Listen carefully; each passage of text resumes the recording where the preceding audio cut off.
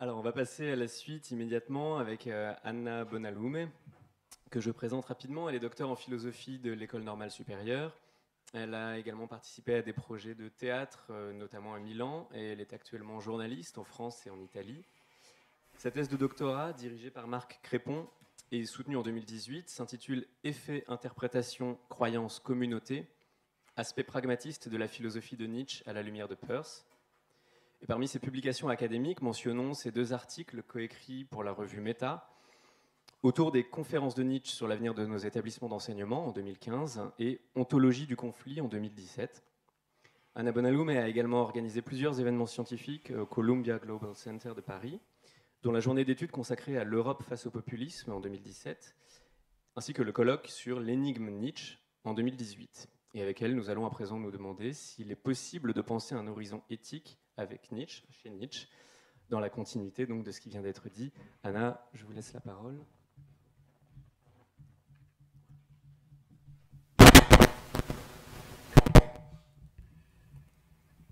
C'est bon ? Oui. Donc,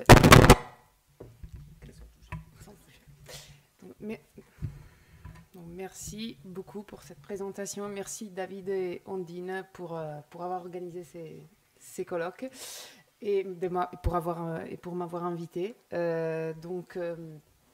Je suis très contente d'être là. Je peux finalement revenir à Nietzsche. Mais alors effectivement, moi, mon parcours professionnel est aujourd'hui partagé entre le journalisme et la philosophie, parce que j'ai des charges de cours de philosophie dans 2 établissements parisiens. Et donc, voilà, donc effectivement, le journalisme et la philosophie sont incompatibles. Comme Nietzsche disait, en fait, les journalistes, le maître de l'instant, a pris la place du grand génie, du guide établi pour toujours, de celui qui délivre de l'instant. Et dans le fragment posthume, j'ai retrouvé cette citation. En fait, le journaliste, la nature spirituelle du journaliste est esclave des 3 M. Les moments... moment, les opinions, Meinung, et les modes, mode. Donc la tâche de la philosophie serait d'enseigner aux journalistes la contre-théorie qui préviendrait de prendre l'instant présent trop au sérieux. Dans mon travail de thèse, j'ai en fait montré, j'ai essayé de penser ensemble la perspective épistémologique et éthique chez Nietzsche, à travers une analyse des aspects pragmatistes de sa philosophie à la lumière de la pensée de Charles Peirce, qui est le fondateur du pragmatisme américain. Le rapprochement entre les 2 philosophes est assez inusuel, c'est-à-dire qu'il se base sur des hypothèses autour des résonances du pragmatisme dans la philosophie continentale qui ont été avancées par Karl Otto Appel, spécialiste allemand de Peirce, et est en Italie par le philosophe Carlo Sini. Donc, en effet, au moins depuis les années 50, le philosophe américain, donc Peirce, a été vulgarisé principalement comme logicien, sémioticien et scientifique. Et cette lecture de son travail n'est certainement pas à réfuter, mais à compléter avec les pistes ouvertes, déjà à partir des années 70, par les philosophes Carlo Sini, Misak Cherryl et Claudine Tiercelin. Il faut entendre Peirce comme un philosophe au sens strict, et c'est selon cette perspective qu'un rapprochement avec Nietzsche est possible. La vulgarisation de travaux de Nietzsche date quant à elle de plus d'1 siècle, et la réception de son œuvre a connu un parcours exactement inverse à celle de Peirce.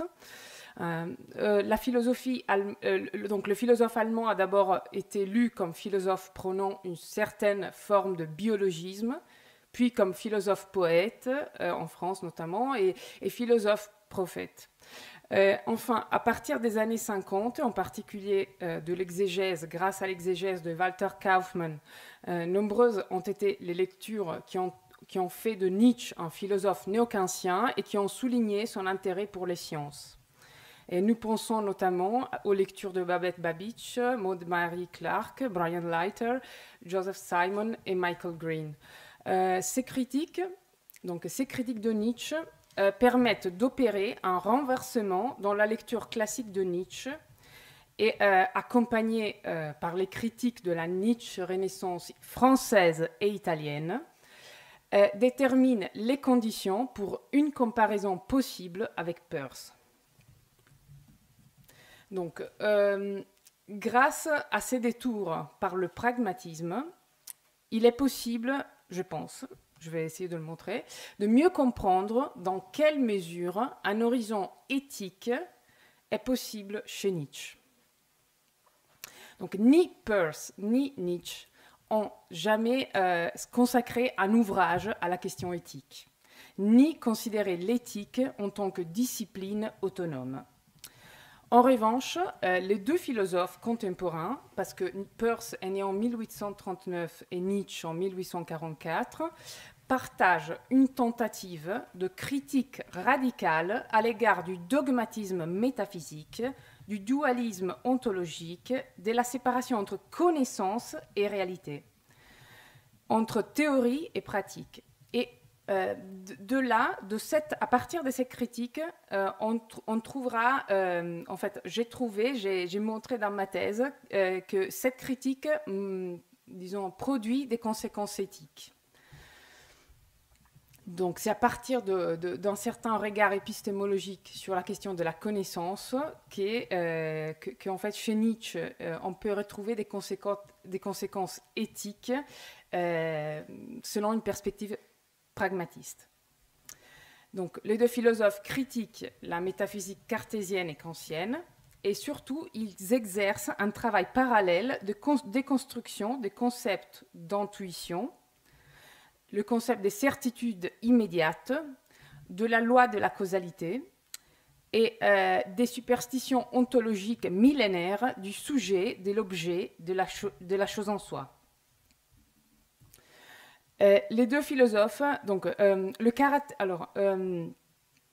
par deux voies différentes, Peirce et Nietzsche analysent donc l'impossibilité de ces superstitions, et ils s'interrogent sur la manière de résoudre l'impossibilité de ces superstitions, en fait, sur la nécessité de dépasser ces superstitions.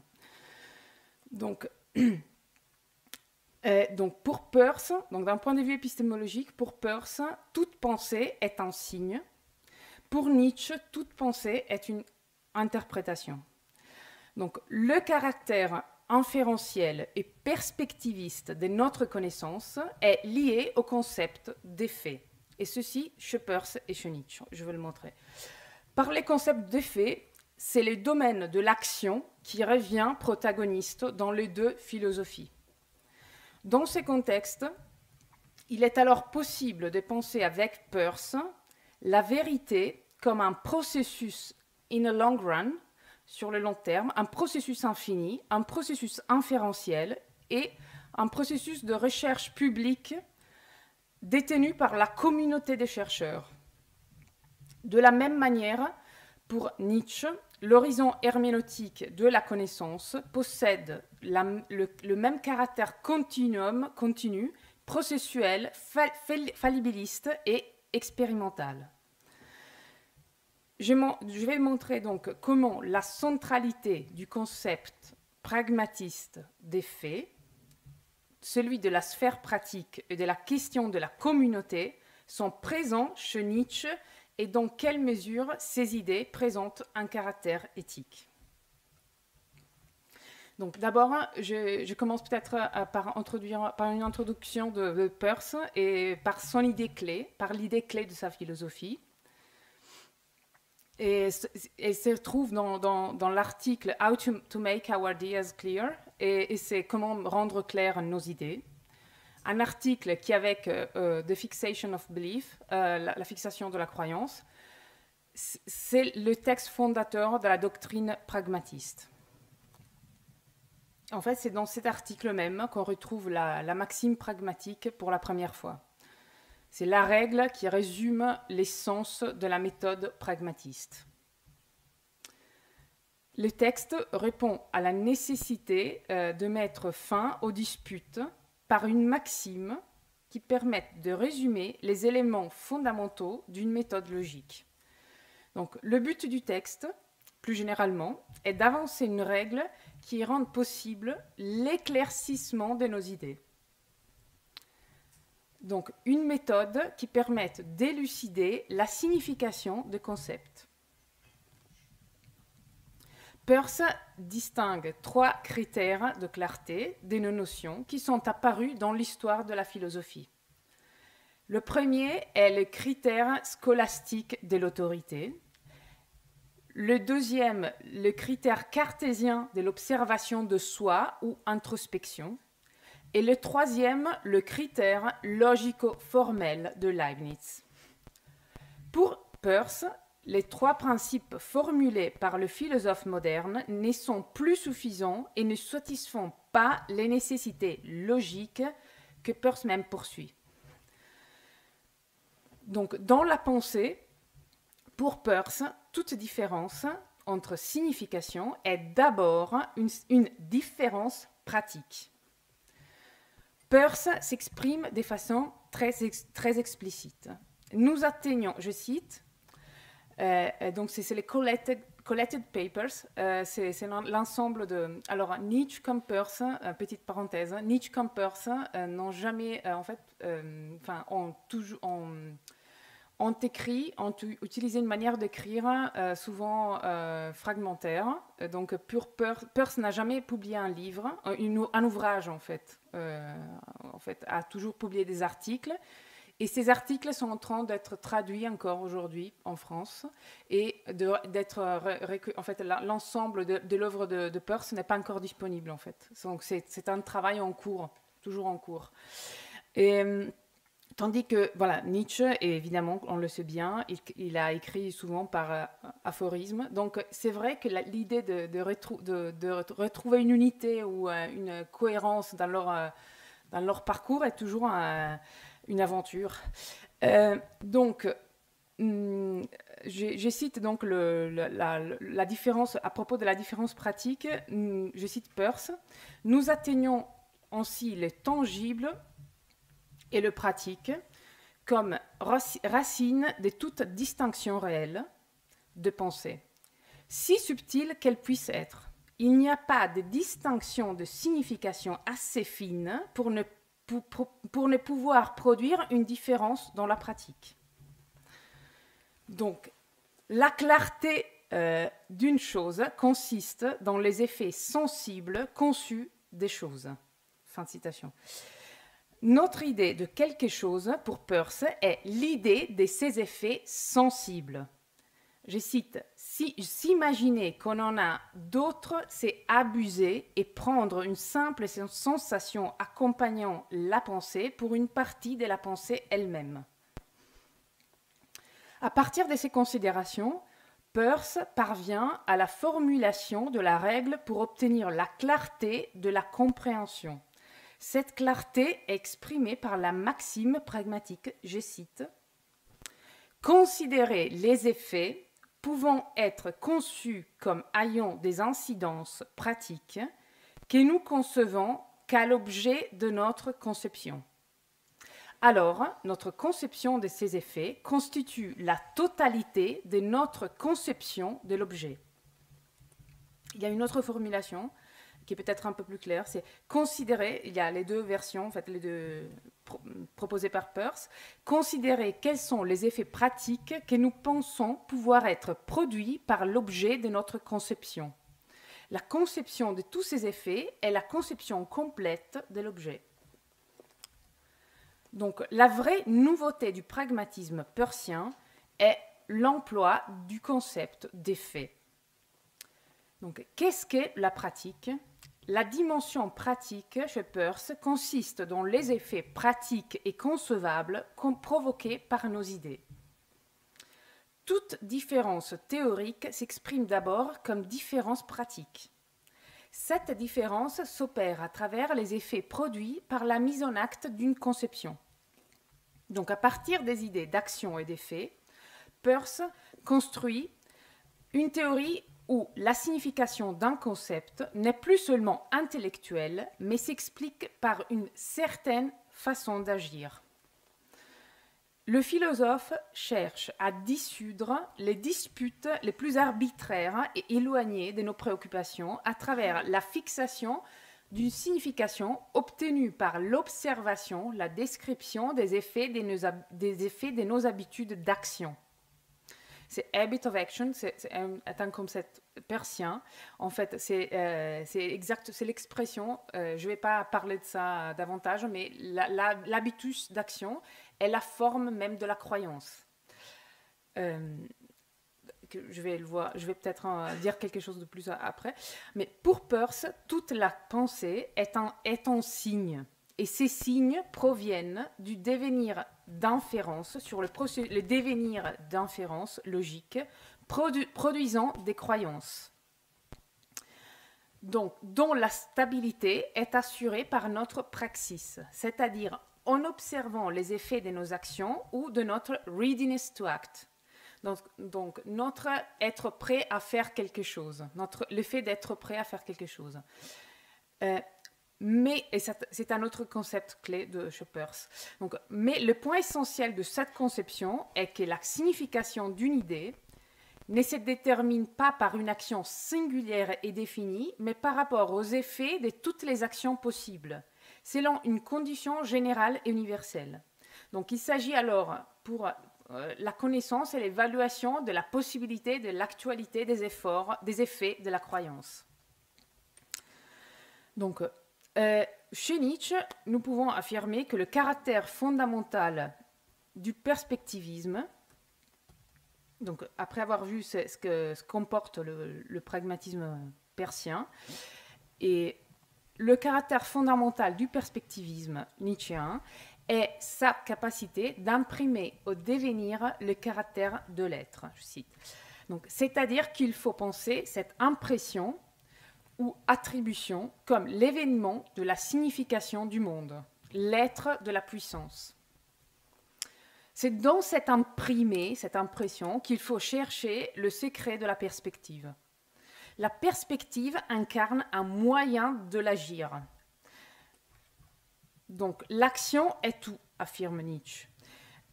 Et il ne faut concevoir aucun sujet comme étant rajouté à l'événement de l'action. Il n'y a aucun être au-dessus du faire. Je cite, un tel substrat n'existe pas. Il n'existe pas d'être au-dessus de l'action, de le fait, du devenir. Fin de citation. À partir de la conception du primat de l'action, il est donc possible de réduire le concept de sujet à une série d'actions, mais aussi celui de la chose en soi. Je cite, les propriétés d'une chose sont des actions sur d'autres choses. Si l'on élimine par la pensée les autres choses, une chose n'a plus aucune propriété. C'est-à-dire qu'il n'y a pas de chose sans d'autres choses.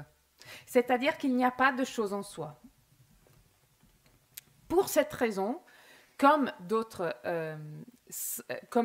dans le cas d'autres séductions, simplification du langage et rêverie, Nietzsche affirme que l'interprétation causale est une illusion. Par conséquent, il faut, et ça rejoint en partie ce que vous veniez de dire, par conséquent, il faut affirmer que, je cite, une chose est la somme de ses effets réunis systématiquement par les moyens d'un concept, d'une image. Fin de citation. Cet aphorisme de Nietzsche, daté 1888, paraît restituer fidèlement la maxime pragmatique de Peirce, que je vais répéter, considérer les effets pouvant être conçus comme ayant des incidences pratiques que nous concevons qu'à l'objet de notre conception. Alors, notre conception de ces effets constitue la totalité de notre conception de l'objet. Donc, la ressemblance entre ces deux textes est étonnante. Nous pouvons affirmer avec Nietzsche que l'effet, en tant qu'action de la volonté de puissance, en tant que forme, expression de l'action de la volonté de puissance, se fixe dans une interprétation, une image, et par conséquent qu'une chose correspond à la synthèse de ses effets. Il n'est pas possible d'attester d'une autre réflexion si clairement pragmatique au sens de Peirce que celle-ci. Et Nietzsche rajoute: a-t-on jamais constaté l'existence d'une force? Non, seulement des effets, traduits en une langue totalement étrangère. Fin de citation.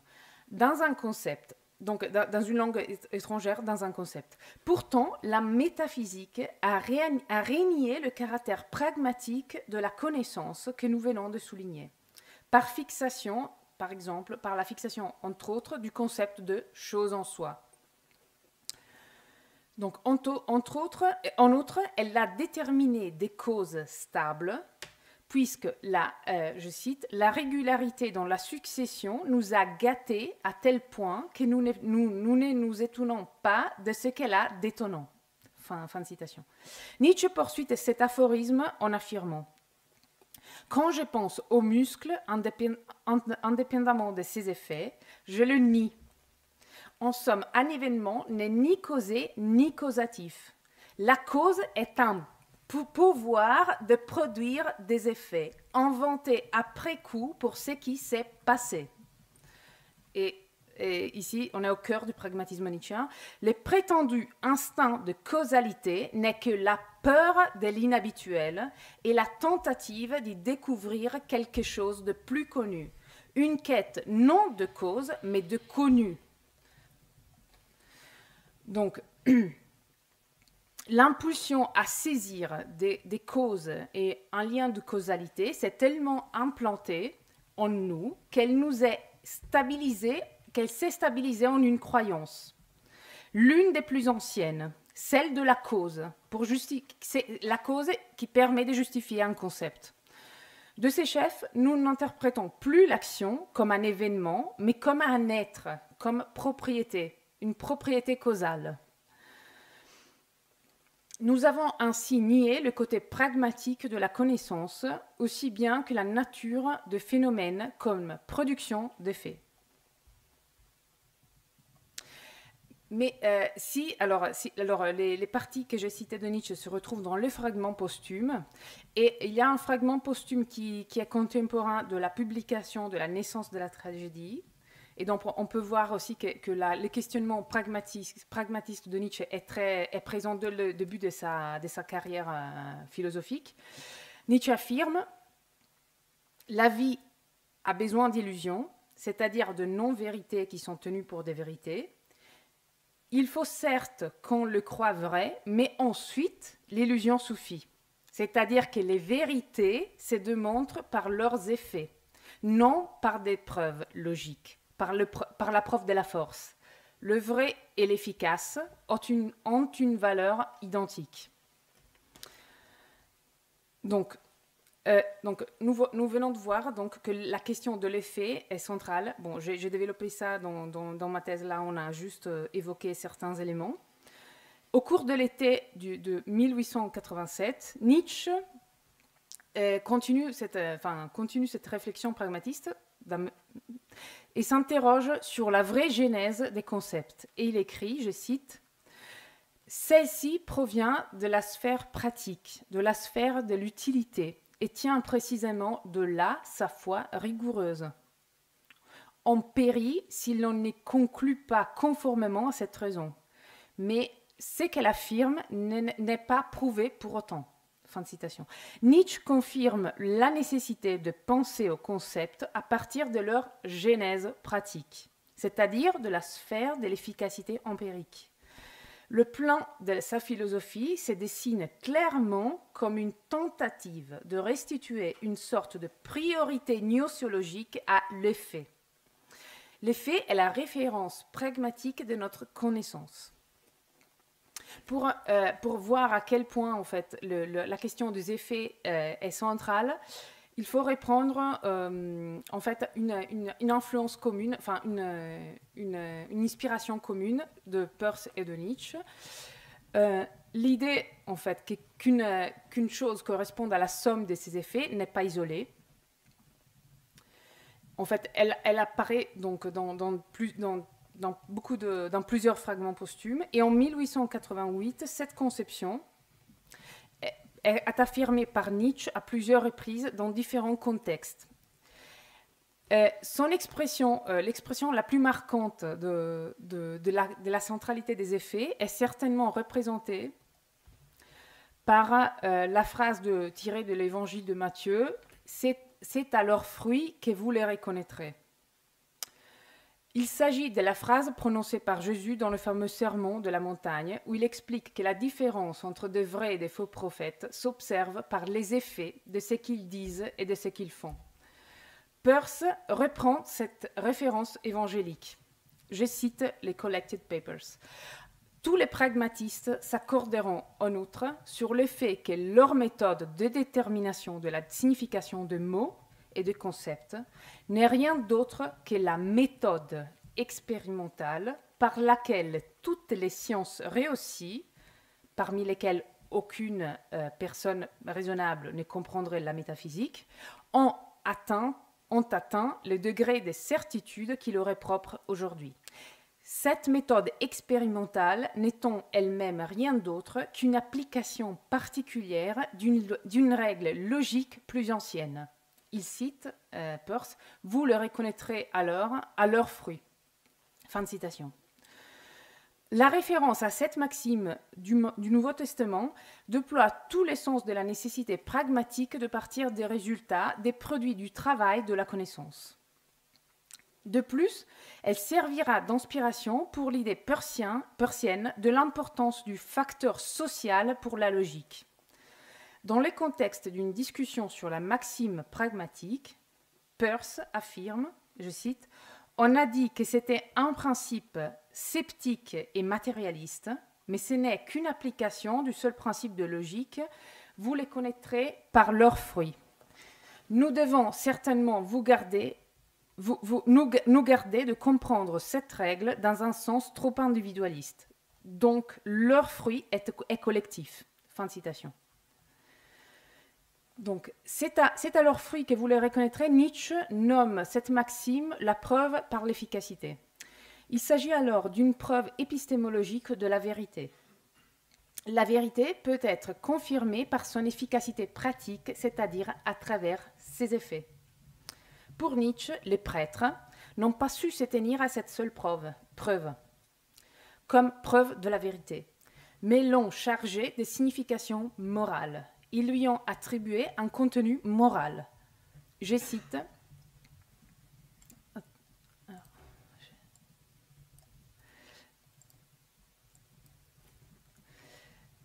Alors, le prêtre et avec eux ses demi-prêtres, les philosophes, ont de tout temps appelé la vérité une doctrine dont la valeur éducative était bienfaisante ou semblait bienfaisante, qui rendait meilleur.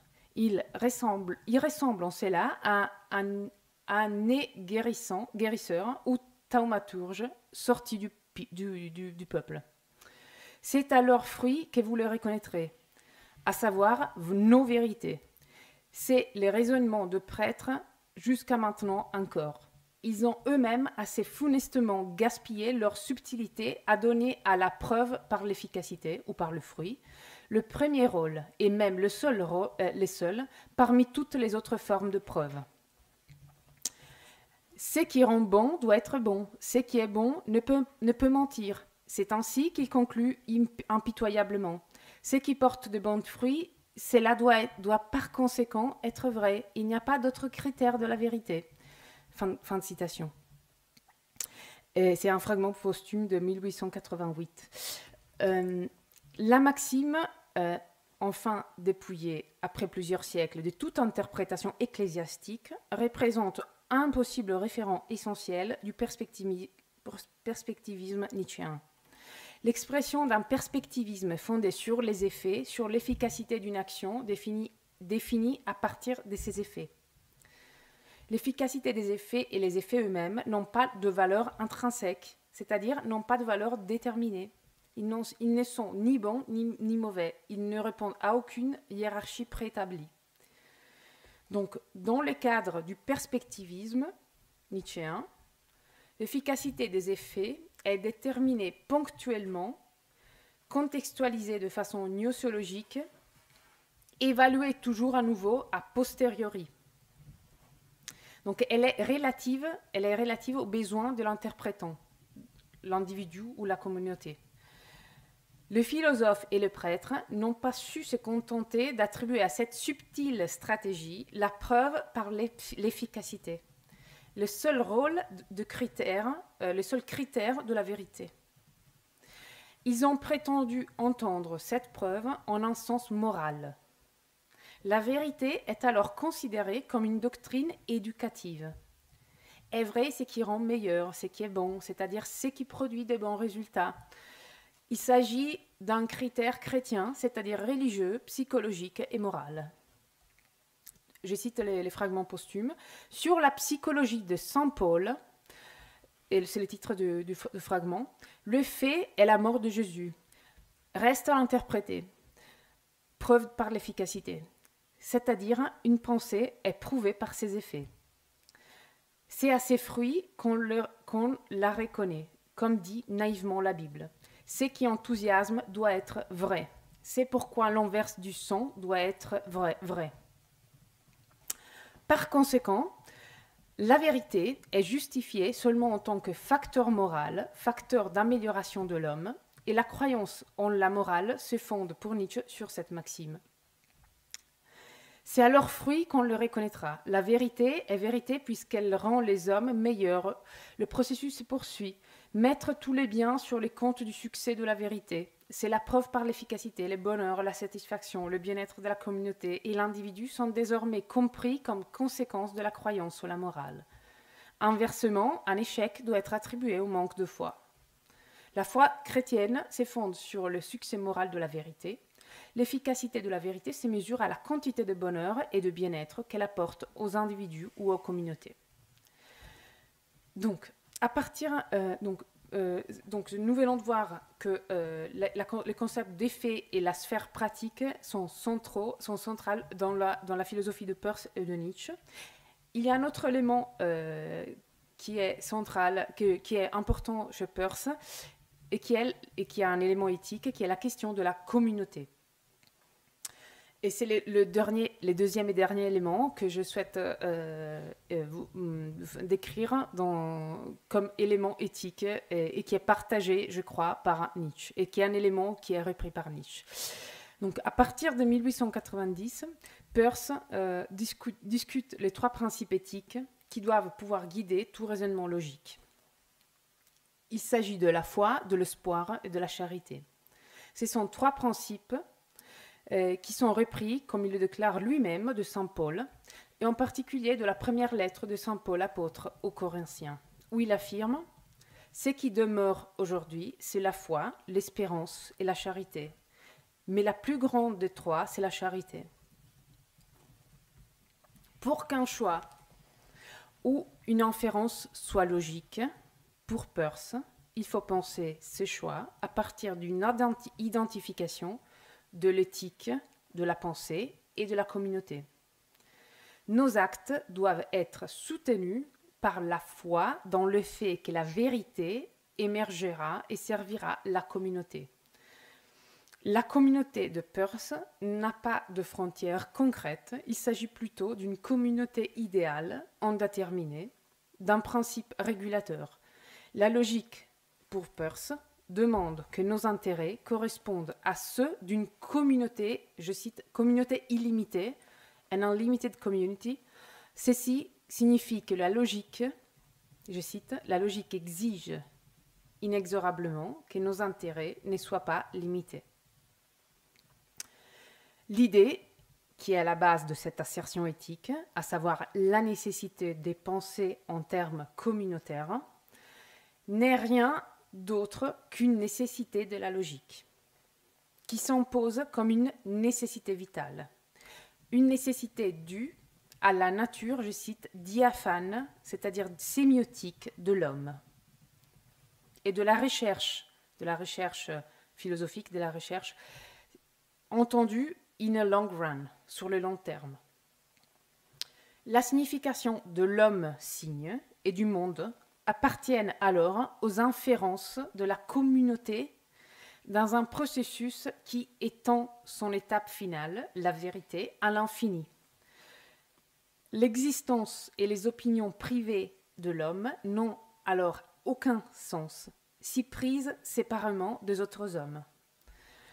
Les signes, donc celles que Nietzsche appellera les interprétations, j'ai créé le parallèle dans la thèse, et donc la signification de la vérité, sont un renvoi à une infinité d'autres signes dont la validité ne peut être déterminée que par la communauté. Donc la signification, l'être sémiotique, l'être perspective herméneutique de l'homme n'a de sens que selon une perspective éthique. La fixation de la croyance et de la signification dans ces signes est collective. Pour Peirce, seulement un travail communautaire de la communauté peut rendre compte du sens de la signification des signes.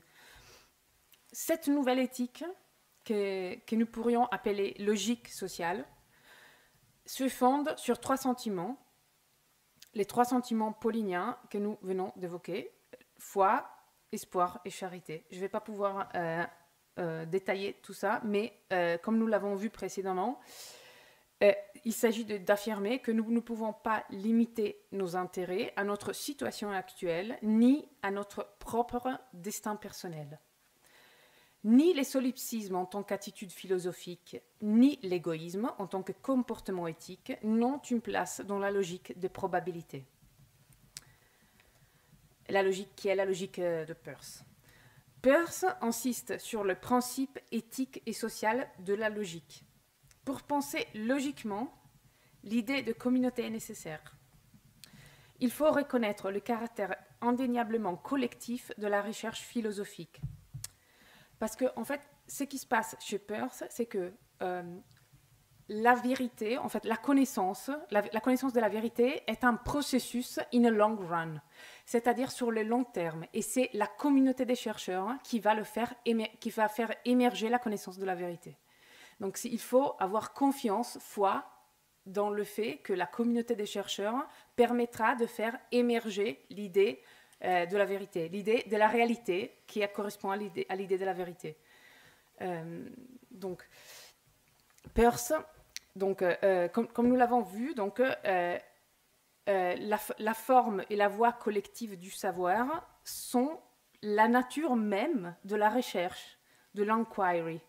Je cite, un lieu de coopération et d'interaction dans lequel on teste des expériences en se sentant prêt à tout rejeter par-dessus bord dès que le choc de la réalité, fin de citation, provoque en nous les irritations du doute et contraint chacun à réviser ses croyances, afin de pouvoir les fixer, et ceci indéfiniment. Donc Peirce semble affirmer que sans la pensée et les sentiments de la communauté, nous serions voués à la misère et au désespoir. Il fait un exemple que je vais essayer de résumer puisque je n'ai pas beaucoup de temps. Alors, dans les Collected Papers, il fait un exemple très parlant lorsqu'il cite l'exemple de un homme qui est obligé de choisir entre 2 jeux de cartes. Le premier contient 25 cartes rouges et une carte noire. Et le deuxième contient 25 cartes noires et une carte rouge. L'homme a une seule possibilité pour choisir dans l'un de ces 2 jeux. Et s'il va choisir la carte noire, une carte noire, cela signifie la mort, tandis que s'il choisit une carte rouge, c'est le salut. Donc, selon la conception persienne de la logique inférentielle et la logique des probabilités, logiquement, l'homme serait mené à choisir la carte, à piocher la carte dans le jeu où il y a des cartes 25 cartes rouges et une noire. Mais d'après Peirce, cette décision, donc pour l'homme, celle-là est la décision la plus logique, évidemment, selon la logique des probabilités.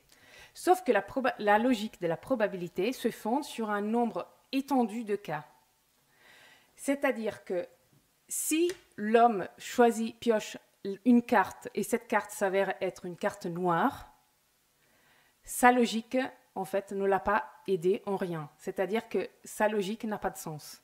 C'est-à-dire que sur un seul cas, la logique des probabilités n'a pas de sens. Il faut considérer la logique sur in a long run, sur un processus étendu. C'est-à-dire que la logique pour laquelle l'homme choisit la carte doit être une logique sociale, c'est-à-dire il doit penser qu'il y aura d'autres personnes, une communauté de chercheurs, qui, en voyant son exemple, l'exemple du fait qu'il a pêché la mauvaise carte, pourront interpréter son choix dans le cadre d'un nombre de choix infini qui permet de donner du sens à son choix. C'est-à-dire il permet de transmettre le salut, en tout cas la réponse, la vérité, ou le résultat de sa recherche à d'autres chercheurs. Et c'est dans ces contextes sociaux, c'est à partir du moment où on lit sa décision et son choix logique dans un contexte infini, où la communauté récupère son travail et donc a la possibilité de se sauver, c'est-à-dire qu'elle va comprendre comment fonctionne la logique de probabilité, dans quelle mesure il faut choisir dans un jeu ou l'autre. Donc, à partir du moment où il peut montrer où il a choisi sa carte, c'est à partir de ce moment-là que la logique a du sens. Donc, la logique a du sens seulement dans un contexte social. Et j'ai 5 minutes, je vais aborder la dernière question, donc la question de la communauté chez Nietzsche, rapidement. Donc, à première vue, on aurait la tendance à penser que chez Nietzsche, il n'existe pas une vision de la communauté, une vision logique de la communauté, une valeur logique de la communauté. Parce que la disposition morale à la vérité est la disposition du troupeau, de la communauté considérée tel un troupeau, qui a créé un idéal ascétique et métaphysique qui est donc incarné par une disposition morale. Donc la moralité n'est que l'instinct grégaire individuel. Si on considère que l'une des connotations de la communauté est le troupeau, l'instinct grégaire, chez Nietzsche, alors on pourrait affirmer qu'en fait, il n'y a pas de considération sociale de la vérité ou de la connaissance. Il faut exclure un apport social dans la connaissance, une interprétation sociale.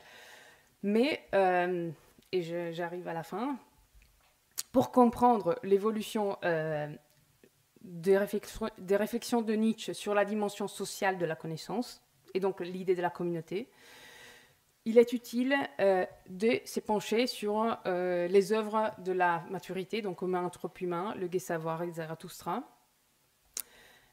Et donc, dans ces ouvrages, le caractère exceptionnel de portraits humains, qui sont donc ceux du génie, de l'esprit libre et du surhomme, ces trois profils, ces trois figures, qui incarnent en fait une force individuelle, une maîtrise d'eux-mêmes, un self-control, comme dirait Peirce, qui leur permet d'ouvrir la voie à une nouvelle humanité, à l'humanité des compagnons de Zarathustra. Et donc on pourrait penser qu'il s'agit d'une perspective absolument individuelle et individualiste. Cette humanité, individuelle. Cette humanité sera donc l'humanité annoncée par ces figures, qui est possible grâce à ces figures, saura se libérer des liens et des chaînes de la morale, des ombres de Dieu. Et pourtant, en fait, ces figures présentent une portée sociale de libération, donc des ombres de Dieu, et qui en fait et incarne l'aspiration à se libérer des instincts grégaires. Donc Nietzsche détaille cette aventure de l'humanité à venir, et donc je cite, « Nous avons quitté la terre, nous nous sommes embarqués, nous avons coupé les ponts, bien plus, nous avons laissé derrière la terre. Dès lors, petit navire, prends garde. À tes côtés, sentons l'océan. Sans doute n'ourle-t-il pas toujours, et parfois s'étale-t-il comme de la soie et de l'or, et comme une rêverie de la bonté. Mais des heures viennent où tu reconnaîtras qu'il est sans limite et que rien n'est plus effrayant que l'infini. » Donc, c'est sans limite qui est l'infini herméneutique comme condition, qui est l'infini herméneutique en tout cas, que j'interprète comme l'infini herméneutique et comme condition de la vie et de la connaissance. C'est l'horizon herméneutique donc, qui s'est défini dans cet aphorisme, dans ces textes du Gai Savoir. C'est la prémisse de la révolution éthique que Nietzsche annonce dans Humain trop humain et dans le Zarathustra. Cette révolution s'opère, comme chez Peirce, par le moyen d'une reprise et d'une modification de la parole biblique, assumée dans sa puissance déstructurante. Donc, je vais vers la conclusion. La liberté de la pensée correspond à une nouvelle humanité qui permet d'ancrer la dimension sociale de la communauté dans la connaissance. Je cite Humain trop humain. Les bergers, nous sommes maintenant au milieu de notre travail d'enlèvement de chaînes. Et il nous y faut la plus grande prudence. La liberté de l'esprit ne doit être donnée qu'à l'homme énobli. Lui seul voit approcher l'allègement de la vie, baume pour ses blessures. Il est le premier à pouvoir dire qu'il ne vit que pour la joie, et dans aucun autre but que ce soit. Et dans toute autre bouche que la sienne, sa devise serait dangereuse. Paix autour de moi et plaisir de toutes les choses les plus proches.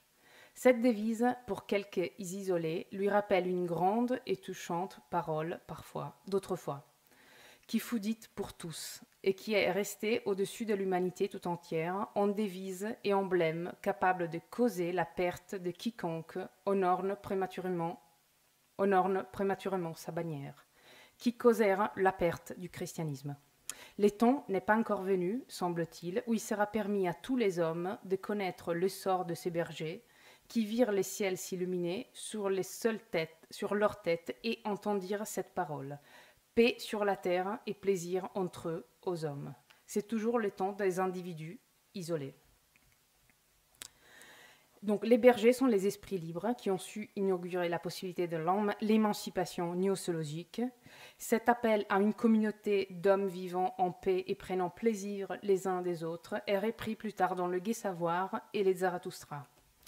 Mais de quoi exactement, et je vais terminer, de quoi exactement l'humanité s'est-elle émancipée? Alors, c'est l'émancipation de l'idée du bien platonicien, comme valeur de la vérité transcendante et séparée des hommes. Les dons de Zarathustra est la nouvelle alliance entre la vérité comme horizon herméneutique d'infinie interprétation toujours possible et la communauté des hommes.